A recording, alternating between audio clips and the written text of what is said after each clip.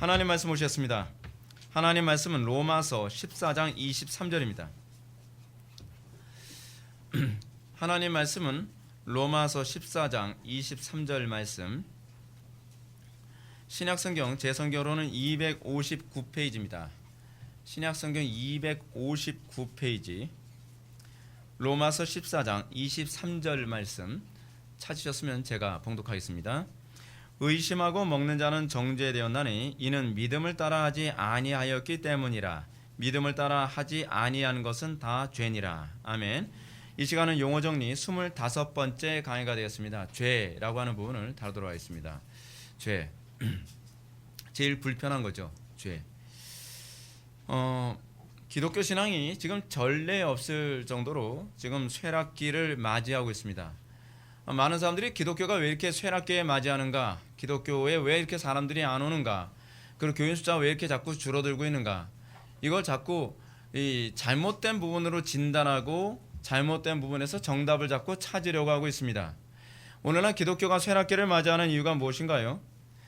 많은 사람들이 이렇게 얘기합니다. 오늘날 교회가 죄를 지적하기 때문에 교인들의 숫자가 줄어들고 그리고 교회가 자꾸 쇠락하는 것이다. 어떻게 생각을 해도 정반대로 생각을 할까요? 우리는 상식적으로 생각하는 사람들이 아닙니다. 우리는 성경대로 생각하는 사람입니다. 또 이렇게 얘기하면 여러분들이 오해할 수 있죠. 그러면 성경은 상식에서 벗어나나요? 여러분, 상식이 진리가 아니라고 제가 여러분들한테 말씀드리고 싶은 거예요. 여러분, 상식은요 시대성을 탑니다. 상식이 진리가 아니에요. 진리는 시대성을 타지 않습니다. 상식이 진리 위에 있지 않습니다. 진리가 상식 위에 있습니다. 그래서 우리는 진리를 기준으로 해서 현재의 문제를 진단하고 현재의 문제를 해석합니다.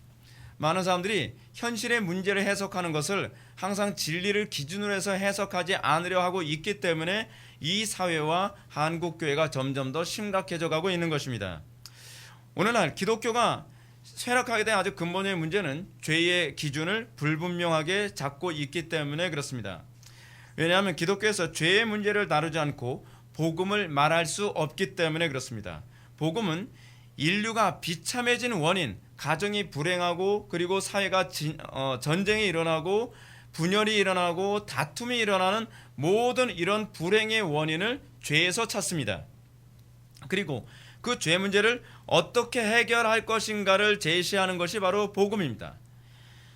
그러므로 죄의 기준이 모호해지고 죄의 문제에 대해서 다루기를 거절하게 됐을 때에 복음은 그 가치를 상실할 수밖에 없죠.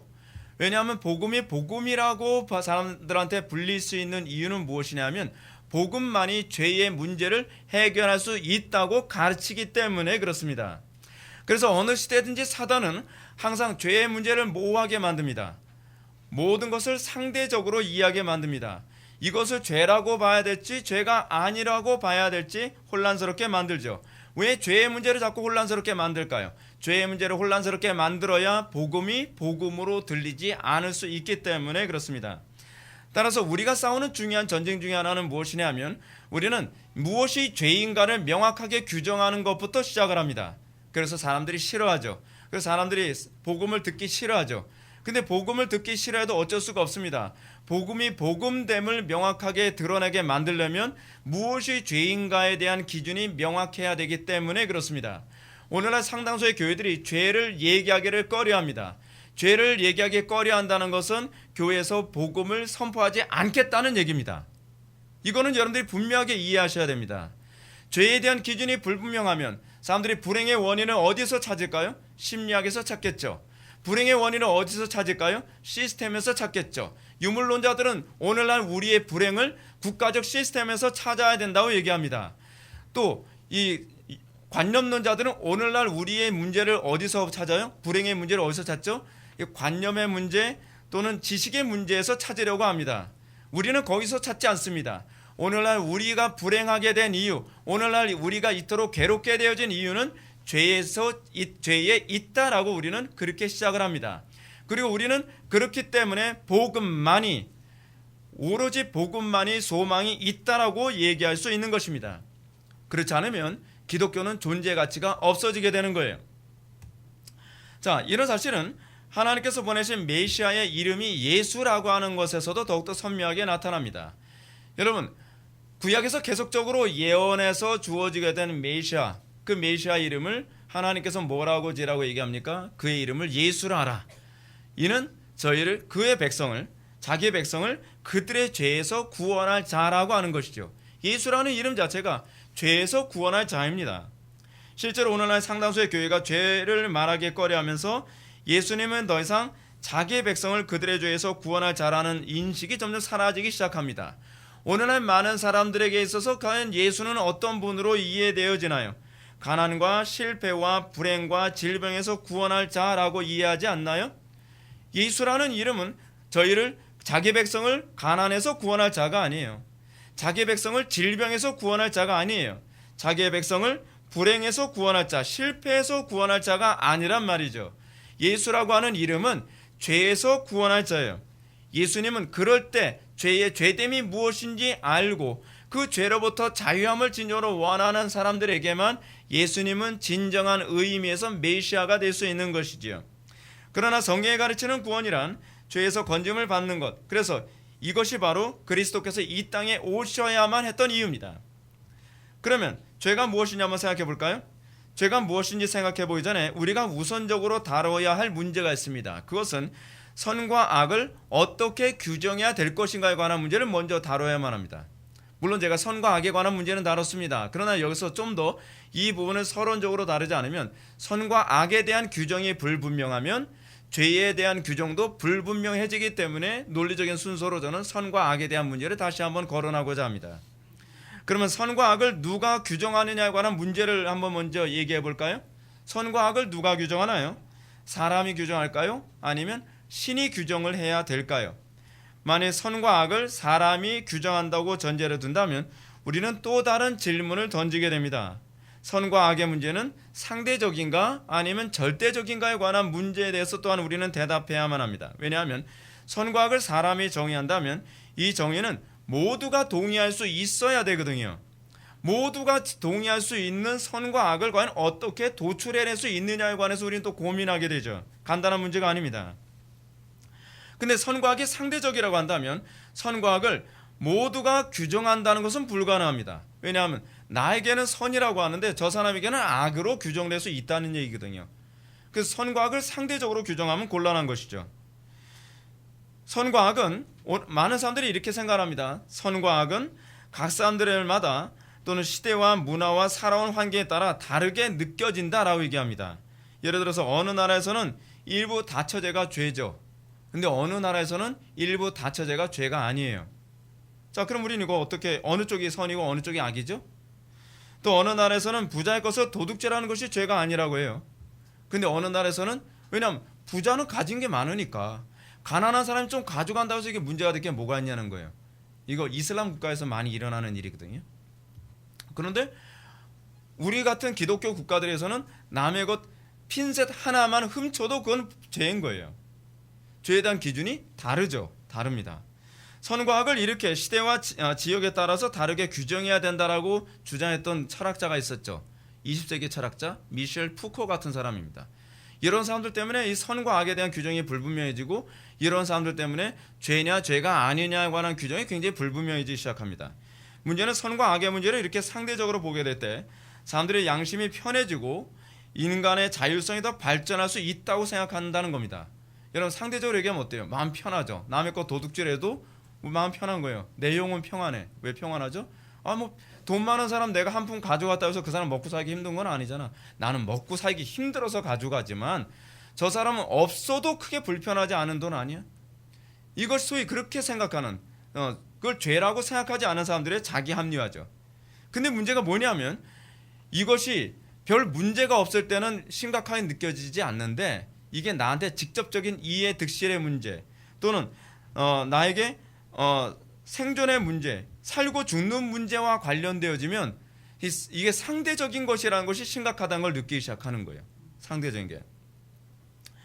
예를 들어서 여러분 어떤 문제가 있는데 이 문제를 저 사람도 옳고 나도 옳고 그래 오라. 왜냐하면 저걸 옳다고 하고 틀렸다고 하고 누가 어떻게 규정하든지 나한테 직접적인 피해가 없다고 한다면, 또는 그것이 내 목숨이 왔다 갔다 하는 문제가 아니라고 한다면, 그래 네가 선이면 선이고 나는 악이고 뭐 네 잘난 대로 살아, 우리 이렇게 얘기할 수 있단 말이에요. 근데 이 부분을 만약에 선과 악을 어떻게 규정하느냐에 따라서 내 목숨이 왔다 갔다 하고 내가 크게 이익을 보느냐 손해를 보느냐에 관한 문제가 생기게 되면 거기서는 어떤 현상이 나타나죠? 사회가 분열되기 시작해요.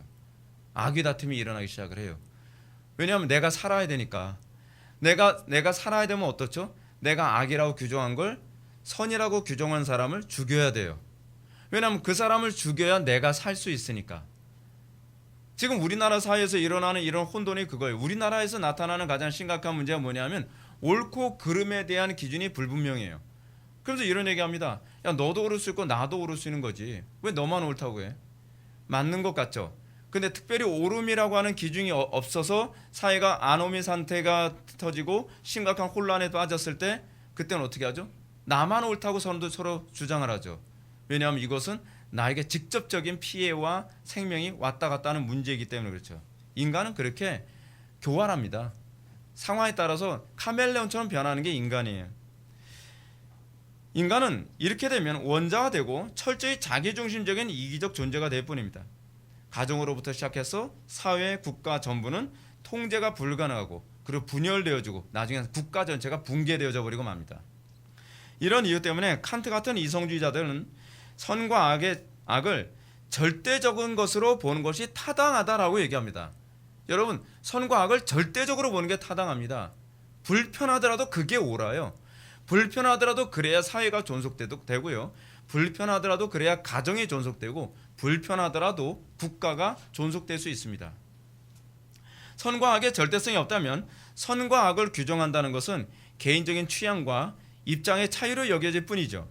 선과 악의 절대성을 포기하고 이 문제를 개인적인 문제로 여겼던 시대가 있었어요. 요즘에만 생긴 게 아니에요. 옛날에도 있었어요. 그때가 어떤 때냐? 봉건군주 시대예요. 봉건군주 시대 때는 여러분 뭐가 법이죠? 아니 왕이 내가 오라 그러면 그냥 옳은 거예요.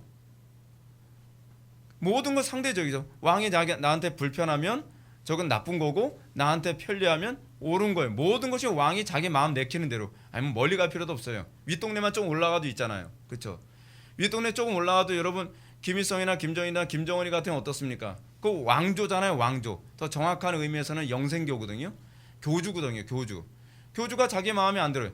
예를 들어서 웃었어요. 웃을 수도 있는데 내가 기분 좋을 때 웃으면 별 문제가 안 되는데 내가 기분 나쁜데 웃었어요. 그럼 어떻게 해요? 총살이에요.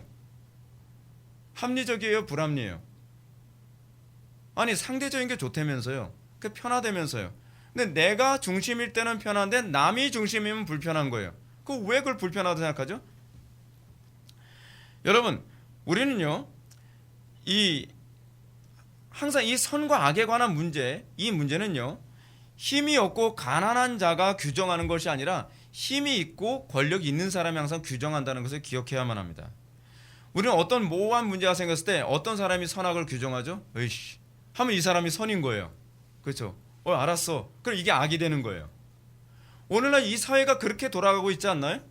근데 우리는 뭐라고 자꾸 얘기하죠? 자기가 항상 강자의 위치에 있을 거라고 생각하면서 선과 악은 상대적인 거야 라고 얘기하기 좋아하죠. 그러면서 나보다 우리는 그런 얘기 자꾸 하잖아요. 갑과 을에 관한 얘기 굉장히 얘기 잘하죠.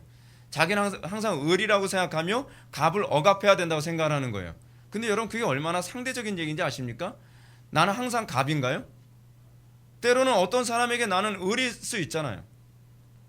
그리고 어떤 사람에게 나는 또한 갑일 수도 있어요. 근데 우리는 이 부분을 상대적으로 생각하지 않아요. 상대적인 게 무조건 좋다는 거예요. 그렇지 않습니다. 상대적인 것을 추구하기 시작하면 모든 것이 혼란스러워지기 시작합니다. 그리고 끊임없이 자기 합리화로 가게 돼 있죠. 실제로 미셸 푸코가 주장하는 것처럼 선과 악이 시대와 지역에 따라서 다르게 나타난다는 것은요, 이건 강자의 입김과 억압의 결과입니다. 그죠? 그 사람이 절대성을 부여하는 거예요. 그 사람에 의해서. 한쪽의 힘이 절대적으로 우월한데 약자를 상호 존중해주는 상대주의적 선과 악의 개념은 세상엔 존재하지 않습니다. 항상 강자가 선을 규정을 해요. 상대주의를 추구하게 되면 그런 문제가 생긴다니까요. 여러분 왜 우리가 법치를 중요한지 아세요? 법치는요 상대주의를 인정하지 않아요. 강자가 선이라고 해도 법이 넌 악이야 그러면 악인 거예요. 그래서 우리는 법치가 좋은 거예요. 근데 우리는 뭐라 그러죠? 내가 항상 강자에 있을 거라고 생각을 하니까 상대주의적인 것이 좋다고 생각을 하죠. 법치가 싫은 거예요. 법이 나를 악으로 규정하는 게 싫은 거죠. 근데 어떤 사람이 나를 억압했을 땐 뭐라 그러죠? 법에 호소를 하죠. 이거는 또 모순을 범하는 거 아닌가요? 오늘날 사회 운동하는 사람들의 가장 심각한 문제가 뭔가요? 법 얘기하지 말라는 거예요. 민중이 결정한다고 얘기하는 거죠. 근데 자기가 억압을 당한다고 생각했을 때 어때요? 곧바로 소송을 걸어요. 그럼 뭘 얘기하는 거죠? 상대주의를 포기하는 거죠. 그거는 절대 기준을 가지고 나를 지켜달라고 얘기하는 건 아닌가요? 이게 사람이에요. 이게 사람. 여러분 이거 착각해서는 안 됩니다. 상대주의 얘기하는 게 관용주의가 아닙니다. 그거는요 교활한 거죠. 그건 아주 악한 겁니다. 내가 강자 쪽에 있을 때는 상대주의가 좋은 것이고 내가 약자 쪽에 있을 때는 법치가 좋은 거예요. 이게 오늘날 사람들이 가지고 있는 교활함과 완악함이죠. 그러므로 이런 불합리한 시대를 개혁한 것이 바로 법치주의입니다. 법치주의란 한자 그대로 법이 다스리는 체계예요. 법이 다스리는 시스템. 과거에 왕이 다스리던 시대에서 이젠 법이 다스리는 시대가 된 겁니다. 이거 종교교육에 가져다준 선물이죠. 따라서 법치주의가 역사에 등장하면서 비로소 평등이 가능하게 됩니다. 평등이요. 모든 사람이 법 앞에서 평등한 거예요. 어떤 사람이 비록 권력자이건 남들보다 힘이 센 사람이건 돈이 많은 사람이라 하더라도 법 앞에서 똑같이 취급되어야 한다는 거예요. 그것이 법치주의죠. 선과 악, 옳고 그름을 힘 있는 사람이나 또는 머리 좋은 개인이나 그렇지 않으면 돈 많은 개인이 규정하는 것이 아니라 법이 규정한다는 겁니다. 비로소 약자가 보호를 받고 평등하게 취급되는 거죠. 사실 법치가 무너지면 평등은 무너지게 되는 것입니다. 간혹 법이 약자의 편을 들어줘야 한다는 궤변을 늘어놓는 사람들이 있습니다. 이 말은 그 자체로 궤변입니다. 왜냐하면 법이 약자의 편을 들어준다면 법은 이미 형평성을 버린 거예요. 평등이 없어진 거예요. 평등이라고 하는 것은 어느 한쪽에 우월할 수 있도록 손을 들어준다는 얘기가 아닙니다. 약자기 때문에 법이 그쪽 편을 들어줘야 된다는 얘기가 아니에요. 법은 약자건 강자건 많이 가진 자건 적게 가진 자건 법이라고 하는 카테고리 안에서 공정하게 공의롭게 판단할 때라야만 평등이라는 것이 유지되는 것입니다.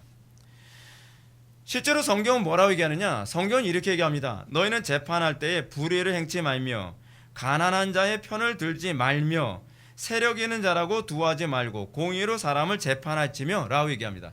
이미 성경은 뭐라고 얘기하냐면 가난한 자라고 편들지 말라는 거예요. 동정심이 정의가 아닙니다. 착각하지 마십시오. 동정심이 오히려 우리에게 객관적인 판단을 흐리게 만드는 원인으로 작용할 수 있습니다. 가난한 자라고 편들지 말고 또 세력 있는 자라고 두호하지 말라고 성경 가르칩니다. 그것이 바로 평등이고 그것이 바로 공의입니다. 따라서 법을 무시하고 초법적 통치행위를 하는 사람이 향하여 우리는 뭐라고 얘기하느냐? 우리는 그런 사람을 독재자라고 얘기합니다. 독재자. 독재자란 선과 악, 법과 질서의 기준을 자기가 정하는 사람을 지칭합니다. 그런데 놀라운 사실은 대부분 사람들이 은연중에 이런 마음을 품고 있다는 거예요. 우린 독재자를 굉장히 증오한다고 얘기합니다. 독재자를 증오해. 독재자를 처단해야 돼. 우리는 독재자를 증오하고 미워한다고 얘기합니다. 그렇지만 자기 마음속에서는 항상 독재를 하고 싶어 합니다.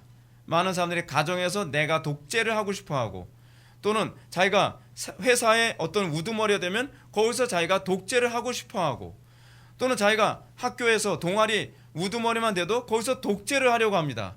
그러면서 뭐라 얘기해요? 독재를 처단해야 된대요. 그거 제가 보기에는 그 사람부터 처단해야 돼요. 우리의 마음속 중심에는 독재자가 다 우글우글하고 있어요. 문제는 여러분들이 카다피가 아니기 때문이에요. 여러분들이 그 자리에 있지 않기 때문에 여러분들은 카다피를 정죄하지만 여러분들이 김일성, 김정일, 김정은을 정죄하지만 여러분들이 그 자리에 있으면 여러분들도 똑같은 사람이 될 수 있다는 거예요. 남의 눈에는 들보만 보지 마시고 남의 눈에는 티를 보지 마시고 내 눈에는 들보를 좀 볼 줄 알아야 된다는 얘기죠. 여러분 우리 속에 독재자가 우글우글하고 있다는 것을 무엇으로 알 수 있느냐? 다수가 요구한다면 법이 규정하는 선과 악과 또는 법의 질서를 무시해도 된다는 게 바로 이게 내 속에 있는 독재성을 드러내고 있는 거예요. 사람들은 이것도 독재라는 것을 인식 못합니다. 독재가 한 개인에게만 집중되어야만 이거 독재라고 생각해요. 한 사람이 법을 초월하면 독재라고 생각하죠. 권력자가 법을 초월하면 독재라고 생각하죠. 근데 우리 전체가 떼거리로 법을 초월하자고 얘기하면 이게 독재 아닌가요? 그래서 우리는 이걸 또 뭐라고 얘기합니까? 소위 시민 독재라고 얘기하잖아요. 민중 독재라고 얘기하잖아요. 이걸 인민재판이라고도 얘기하고 있죠. 법이 무엇으로 규정하느냐는 중요하지 않다. 우리가 다 그걸 악이라고 규정한다면 그걸 악으로 규정해야 된다는 거예요. 근데 이게 우리나라 국민들의 사고방식이라니까요. 법이 뭐라고 얘기하느냐에 귀를 기울이질 않아요. 다수가 무엇을 요구하느냐, 우리가 무엇을 추구하느냐, 우리가 기분이 나빴느냐, 좋았느냐, 이거를 가지고 옳고 그름 정의다, 정의롭지 못하다를 규정하려고 한다는 거예요. 그래서 우리나라는 아직 선진 시민 되려면 멀었다는 거예요. 여러분, 소위 복음이 가져다준, 종교 개혁이 가져다준 중요한 선물이 뭐라고요? 항상 법이 우선이라는 거예요. 법치주의죠. 법치주의. 여러분, 실제로요, 독재는 혼자서 일어나지 않습니다. 어떤 독재자가 한 명이 드러날 때 한 명의 독재자가 만들어지려면 다수가 그를 지지하면서 독재자가 만들어집니다. 그래서 독재자들은 항상 무엇을 추구하죠? 다수의 지지를 얻기 위한 수많은 방법을 사용하죠. 그 얘기는 뭘 의미하냐면 독재는 한 명에 의해서 이루어지는 것이 아니라 다수에 의해서 이루어지는 거라는 거예요. 독재 피해자라고 말할 자격이 없어요. 사실은 모두가 그 독재를 지지했기 때문에 그 사람이 그 자리에 계속 머무르고 있는 거죠. 다수가 그것을 지지하지 않는다고 한다면 독재자는 자기 힘으로 서 있을 수가 없습니다. 독재의 그 기초는 누가 놓느냐? 시민이 놓는 거예요. 국민이 놓는 거란 말이에요. 그러면서 우리는 독재를 증오한다고 얘기합니다. 거짓말하지 마십시오. 내가 독재하고 싶은데 저놈이 독재하고 있으니까 배가 아픈 거예요. 그렇죠? 우리가 만약에 김정일이나 김정은 같은 그 자리에 앉아서 내 멋대로 저 사람을 죽이고 살리고 내 멋대로 저 남들이 가지고 있는 걸 내가 빼앗을 수도 있고 이쁜 여자를 내 마음대로 취할 수 있다면 우리는 그 자리에 앉고 싶어 하지 않나요? 사실은 우리 속에도 동일한 짐승이 우글우글하고 있는 거 아닌가요? 근데 우리는 나는 아닐 거라고 생각하고 있는 것이죠. 너무 아픈가요? 성경은 우리에게 우리 속에 있는 죄에 대한 문제를 먼저 들여다보라고 얘기합니다. 그것을 직시하라고 얘기합니다. 그리고 그것을 직시하게 됐을 때 우리는 비로소 그리스도 밖에는 소망이 없다는 걸 인정하기 시작하는 것이죠. 자, 그럼 우리는 또 다른 질문을 던지게 됩니다. 그것은 우리 모든 사람들이 선과 악을 인정할 수 있는 법을 누가 만들어야만 하느냐에 관한 문제가 이제 또 봉착하게 됩니다. 상당수의 사람들은 다수에 의하여 선과 악을 규정하는 법이 만들어져야 된다고 주장합니다. 이런 주장이 나오게 된 배경이 사실은 공리주의가 강력한 영향력을 끼쳤죠. 그러나 이 주장은 많은 사람들에게 저항을 받고 있습니다. 왜요? 다수가 추구하는 법은 소수에게 또 피해를 준다고 사람들이 저항을 하기 시작을 해요. 소수 약자를 보호해야 한다는 인권운동가들에 의하면 다수가 옳다고 합의를 봤다고 해서 그것이 왜 정의일 수 있냐라고 하는 공격을 또 하기 시작을 합니다. 무슨 얘기죠? 이런 차원에서 보면 다수결에 의해서 정해진 법은 또 다른 상대주의라는 얘기예요. 소위 소수에 의하면 다수는 또 다른 상대주의죠. 그러니까 인간이 만들면요, 절대성을 부여할 수가 없어요. 인간이 만들면 어떤 식으로든지 상대적일 수밖에 없어요. 이런 경우에 다수가 선과 악을 잘못 규정하면 소수는 다수의 행포에 또 고통을 받게 됩니다. 그 투표라고 해서 절대적인 건 아니에요. 봉건 군주 시대의 횡포를 다수의 의결 자리로 자리바꿈했을 뿐이죠. 다수가 악을 추구해도 그것이 다수의 의견이면 소수는 희생을 당해야 하고 악으로 규정돼야 하는 것이죠. 이런 모습을 보면서 선과 악의 문제를 인간이 규정한다고 할 경우 어떤 식으로든 상대주의를 피해 나갈 수 없다는 것을 다시 한번 발견해야 됩니다. 그렇다고 한다면 선과 악을 인간이 아니라 누가 규정해 올까요? 절대자가 규정을 해야죠. 그래서 우리에겐 인간에겐요, 절대자가 없을 수가 없어요. 없어서는 안 돼요. 왜냐하면 절대적인 존재만이 절대적인 선과 악을 규정할 수 있기 때문에 그렇습니다. 인간은 아무리 애를 쓴다고 해도 결코 상대성의 한계를 벗어날 수가 없습니다. 그리고 절대성을 소유할 수 없어요. 그것이 인간의 한계예요. 오로지 신만이 절대적이고 인간은 피조물일 뿐이에요. 그러면 이제 우리는 절대적인 선과 악의 기준을 오로지 절대자만 규정할 수 있다는 점을 두고 이 죄의 문제를 한번 접근해 들어가 볼까요? 죄란 하나님께서, 절대자신 하나님께서 선하지 않다고 규정하는 거예요. 그것이 죄입니다. 뭐 이런 논리가 다 있어. 이런 논리가 어디 있겠냐? 어디 있어? 여기 있죠. 하나님은 그 존재 방식 자체가 선이시기 때문에 어쩔 수 없어요. 우리는 존재 방식 자체가 선하지가 않아요. 그렇기 때문에 우리가 선을 규정할 자격이 사실은 없어요. 사실은 모든 법은요, 여러분들 뭐 법에 대해서 조금이라도 아시는 분은 아시겠지만 각 나라의 거의 법들은요, 모세의 율법이 거의 초안을 다 두고 있거든요. 절대자신 하나님에 의해서 법의 기준이 잡혀 있어요. 그래서 여러분, 하나님이 선하지 않다고 규정하면 그건 악인 거예요. 웨스트민스터 소결의문답 제13원을 보면 죄란 무엇입니까? 라는 이 질문에 대해서 이렇게 대답합니다. 죄란 하나님의 법에 불순종하는 것으로 하라는 것을 하지 않는 것과 하지 말라는 것을 하는 것이다 라고 얘기하고 있습니다. 그러면 하나님의 법이 무엇인지 한번 질문을 던져봅시다. 그럼 하나님의 법이 뭡니까 도대체? 성경은 율법이라고 얘기합니다. 율법. 그럼 율법이 뭐죠? 율법을 요약한 것이 십계명이죠. 십계명. 그리고 이 십계명을 또 요약을 하면 또 뭐가 되나요? 사랑, 하나님 사랑, 이웃 사랑이 되죠. 하나님 사랑, 이웃 사랑 또 요약하면 뭐죠? 사랑이죠. 십계명은 뭐예요? 하라 하지 마라가 아니라 사랑하라는 거예요. 사랑하라. 그냥 딱 요약하면 사랑하라. 그래서 사도 요한이 노년에 뭐라고 설교했다고요? 사도 요한은 정말 요약의 천재죠. 요약의 천재. 힘이 달려서 강단에 서기 어려운 상황이니까 사도님 설교 한 편만 해주시오. 그러니까 뭐라고 설교를 했죠? 서로 사랑하십시오. 신구약 성경 한 방에 요약해 버리셨어요. 서로 사랑. 그래서 예수님이 이 부분을 아주 이해하기 쉽게 우리에게 이렇게 말씀하시죠. 내 마음을 다하고 목숨을 다하고 뜻을 다하여 주 너의 하나님을 사랑하셨으니 이것이 크고 첫째 되는 계명이요. 계명이죠. 둘째도 그와 같으니 내 이웃을 너 자신같이 사랑하라 하셨으니 이 두 계명이 온 율법과 선지자의 강령이니라 라고 얘기하고 있습니다. 사도 요한은 이렇게 설명했습니다. 그의 계명은 이것이니 곧 그의 아들 예수 그리스도의 이름을 믿고 그가 우리에게 주신 계명대로 서로 사랑하는 것, 이것이 선입니다.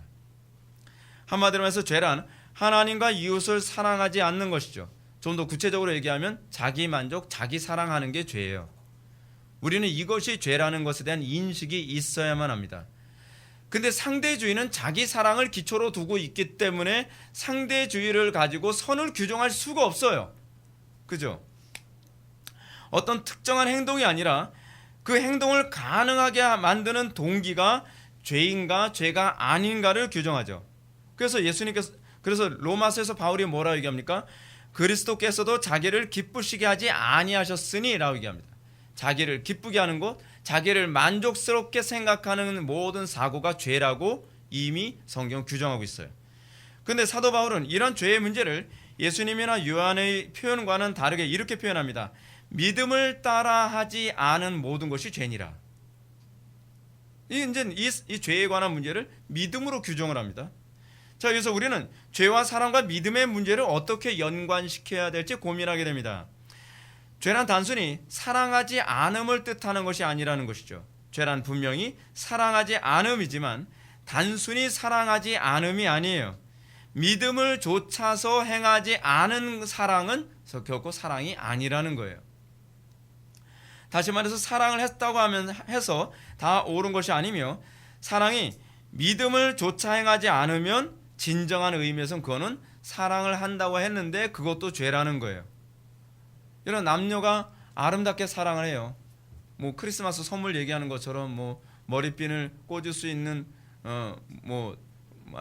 머리에 꽂을 수 있는 머리핀을 사서 자기 시계줄을 팔아서 사랑 이쁘죠. 근데 그 사랑이 아름다워 보일지 모르지만 그것조차도 하나님의 관점에서는 선이 아니에요. 믿음으로 하지 않았다고 전제할 경우에는. 기독교 신앙은 철저히 전제주의입니다. 전제를 배격한 현상만 가지고서 그걸 신앙이라고 얘기하지 않아요.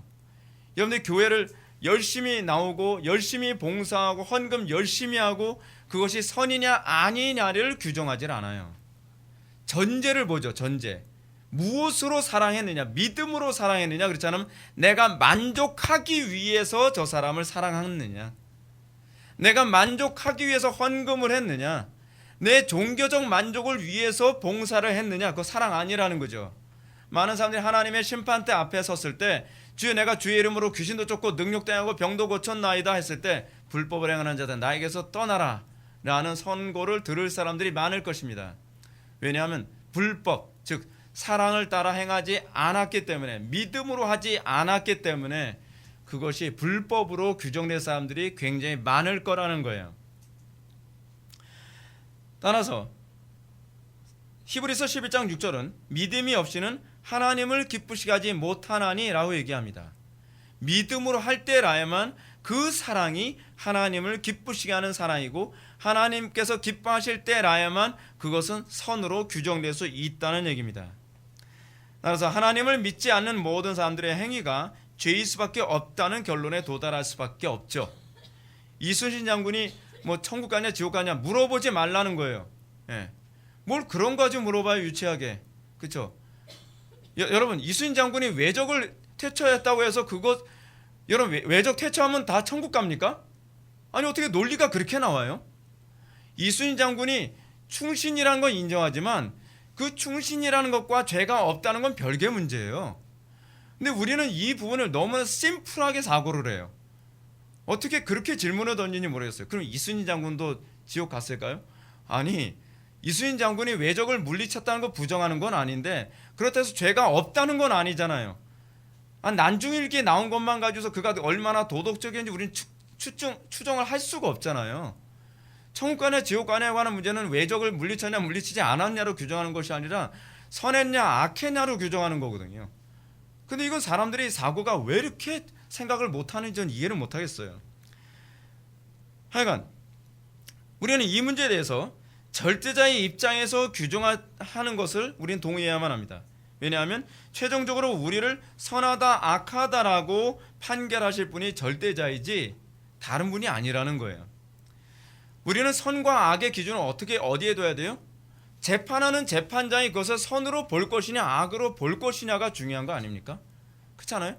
내가 아무리 선하게 살았다고 하더라도 재판장 앞에서 재판장이 넌 악이야 라고 규정되면 그건 악인 거예요. 내가 주관적으로 상대적으로 내가 아무리 선하다라고 생각했다는 것은 의미가 없죠. 중요한 건 판결하시는 관점에서 우리가 선이냐 악이냐를 볼 줄 알아야지 되는 거 아니에요? 그것이 합리적이고 올바른 사고 아닌가요? 죄가 되지 않고는 인간 각자의 개인적 판단에서 규정되지 않습니다. 만약 죄의 문제가 개인의 판단을 다 충족해야 한다는 논리가 옳다면 이 세상엔 사실은 정의 또는 공의로움은 존재할 수가 없습니다. 다시 하던 얘기로 들어갈까요? 하나님을 믿는 믿음으로 하지 않는 것은 세상의 모든 사람들이 선하다고 칭찬할지라도 그건 선이 아닙니다. 믿음으로 한다는 것은 그럼 무엇을 의미할까요? 그것은 율법의 강령의 순서를 지키는 것입니다. 자, 예수님께서 이렇게 가르치셨죠. 내 마음을 다하고 목숨을 다하고 뜻을 다하여 주의 하나님을 사랑하라 하셨으니 이것이 첫째 되고 큰 계명이라고 얘기합니다. 이것이 전제되는 계명이라는 거예요. 둘째도 그와 같으니 내 이웃을 내 자신같이 사랑하셨으니 이 두 계명이 온 율법과 선지자의 강령이니라. 자, 우리는 여기서 분명히 내 이웃을 너 자신같이 사랑하라는 명령을 지키는 것이 사랑임을 분명히 알 수 있습니다. 이웃사랑의 구체적인 덕목으로 10계명은 부모 공경, 살인 금지, 간음 금지, 도둑질 금지, 거짓 증거 금지, 욕심내지 말라 뭐 이런 걸 나열하고 있어요. 자, 이 정도는 불신자도 다 지키는 겁니다. 불신자들 중에서도 착한 사람은 이 정도는 다 지켜요. 그 유교만 잘 믿어도 이거 잘 지켜요. 그렇죠? 근데 문제는 불신자들이 이런 이웃 사랑의 계명을 지키는 동기가 하나님 사랑에서 출발하지 않는다고 한다면 하나님 앞에서 죄인이라는 거예요. 동일한 이웃 사랑하지만 하나님을 사랑하는 동기에서 출발하지 않으면 이런 사랑은 유감스럽게도 선이라고 규정할 수 없다는 얘기입니다. 성경은 하나님을 사랑하는 동기에서 출발하지 않는 이런 사랑 행위는 위장된 사랑이요 자기 만족이라고 하는 거예요. 여러분, 얼마나 우리 많은 사람들이 사랑을 하는 이유가 자기 만족에 있죠? 여러분, 이거 굉장히 심각하게 생각해야 되는 문제예요. 우리는 사랑하는 동기가 자기 만족에서 출발하는 경우가 많이 있어요. 난 저 사람에게 사랑을 베푸니까 내가 마음이 너무 편안해. 내가 편안하기 위해서 노숙자를 돕는 거예요. 내가 의롭다라고 하는 자기 의에 취하기 위해서 가난한 사람들을 돕고 섬기고 그런단 말이에요. 그래서 그런 사람들의 특징이 뭐냐면요, 구제하고 또 사회 기부하는 게 중독이 일어나요. 여러분들 잘 아는 것처럼 유명한 연예인들 중에서요, 기부왕 뭐 그런 사람 있잖아요. 킹 오브 기부 뭐 그런 사람 있잖아요. 그런 사람들의 특징이 뭔지 아세요? 기부에 중독이 돼서 빚을 져가면서, 엄청난 빚을 져가면서 기부를 해요. 왜 그런지 아세요? 그게 자기 만족을 위해서 하기 때문에 그래요. 내가 기부한 만큼 내가 마음이 편안해지는 거예요. 내가 기부한 만큼 내가 의인이라는 것에 대한 그 도취감에 빠지는 것이 너무 행복한 거예요. 근데 이것이 죄라니까요? 이것이 죄예요. 하나님을 사랑하는 동기에서 출발하지 않으면 우리의 사랑은 이기심으로 흘러갈 수 있다는 얘기예요. 바울은 고린도전서 13장 1절부터 3절에서 분명히 사랑으로 위장된 사랑 행위에 관해서 이렇게 폭로합니다. 내가 사람의 마음과 천사의 말을 할지라도 사랑이 없으면 소리나는 구리와 울리는 꽹과리가 되고, 내가 예언하는 능력이 있어 모든 비밀과 모든 지식을 알고 또 산을 옮길 만한 모든 믿음이 있을지라도 사랑이 없으면 아무것도 아니요, 내가 내게 있는 모든 것으로 구제하고 또 내 몸을 불사르게 내어줄지라도 사랑이 없으면 내게 아무 유익이 없느니라. 근데 이 사랑이 어떤 사랑일까요? 하나님 사랑이에요. 이게 바로 위장된 사랑의 전형이죠. 이 위장된 사랑이 어느 정도로 위장될 수 있느냐, 이렇게까지 얘기해요. 내게는 모든 것으로 구제하는 것도 가능하다는 거예요. 왜요? 이게 나에게 만족을 준다면. 실제로 그런 사람 있잖아요. 성룡, 그렇죠? 성룡 그렇게 해서 빚더미 앉았잖아요. 네. 우리 국내 가수 중에도 있죠. 제가 실명 거론하지 않을게요. 왜냐하면 실명이 지금 안 떠올라요. 제가 그 사람 있어요. 그 사람 같은 경우도 빚을 내가면서 하잖아요. 가능해요. 자기 만족을 위해서. 또 내 몸을 불사르게 내어줄 수도 있어요. 왜요? 그것이 자기의 의의를 채워주니까. 진정한 사랑은 하나님을 향하여 마음을 다하고 뜻을 다하고 목숨을 다하고 힘을 다하고 지혜를 다해서 사랑하는 것에서 출발해야 됩니다. 여기서 출발한 것만이 선으로 규정될 수 있으며 죄가 아니라고 규정될 수 있는 거예요. 바리새인들이 율법을 철저히 지키면서도 예수님께 악한 자로 규정된 이유가 어디 있었나요? 예수님께서 이렇게 말씀하시죠. 다만 하나님을 사랑하는 것이 너희 속에 없음을 알았노라. 그들의 문제는 그거예요. 선을 행하는 거예요. 선을 행하지 않는다는 게 아니에요. 선을 행하긴 행하고 율법을 지키긴 지키는데 문제는 그 속에 하나님을 사랑하는 것이 그들 마음속에 없었다는 것이 문제죠. 그러므로 죄가 무엇인가를 규정할 때 그것은 외적으로 드러난 특정한 도덕적 행위를 지칭하는 것이 아닙니다. 죄란 우리 행위 동기를 말하는 거예요. 우리의 창조주 하나님을 사랑하는가야 여기서 죄냐 죄가 아니냐를 알 수 있죠. 그래서 여러분 신앙생활 하면 할수록 자꾸 여러분들 자신을 믿질 않아요. 여러분들의 생각을 자꾸 들여다보게 돼요. 내 마음의 동기를 자꾸 들여다보게 돼요. 이게 신앙생활 잘하고 있는 거예요. 신앙생활 잘하는 사람은 자꾸 내 동기를 들여다봐요. 내 동기를 들여다보면서 어떤 현상이 나타나죠? 사도 바울과 같이 나는 죄인 중에 괴수로다. 선을 행하면 선을 행할수록 자기 의에 도취되는 것이 아니라 선을 아무리 행하고 아무리 착하게 살아도 나에게서 의의를 찾을 수 없다는 것을 발견하게 돼요. 또 하나님의 은혜를 구하게 되죠. 심령이 더 가난해지죠. 그래서 겸손해지죠. 그죠? 자꾸 여러분들 자신을 들여다봐야 돼요. 그게 정상적인 그리스도인들의 마인드죠. 자꾸 동기를 들여다보죠. 그래서 창조자 하나님을 사랑하지 않으면 우리는 결코 진정한 의미에서 사랑할 수 없고 선을 행할 수 없습니다. 따라서 우리가 죄에서 떠난 삶을 산다는 것은 단순히 도덕적 삶을 산다는 걸 의미하지 않아요. 죄에서 떠난 삶은 하나님을 사랑하는 삶을 산다는 것을 의미합니다. 죄에서 떠난 삶이란 그리스도와 동행하는 삶을 의미합니다. 그리스도를 뜨겁게 사랑하고 날마다 그리스도 안에서 엔 크리스토스, 엔 푸뉴마티 그 안에서 살아가는 거예요. 하나님과 원수된 사람들의 특징이 뭐냐면 겉으로는 하나님을 사랑하지만 실제로 그들에겐 기도가 없고 그들에게는 하나님의 의중을 물음이 없고 그들의 마음속에는 성령 안에서 사는 것이 무엇인지에 관한 개념 자체가 없습니다.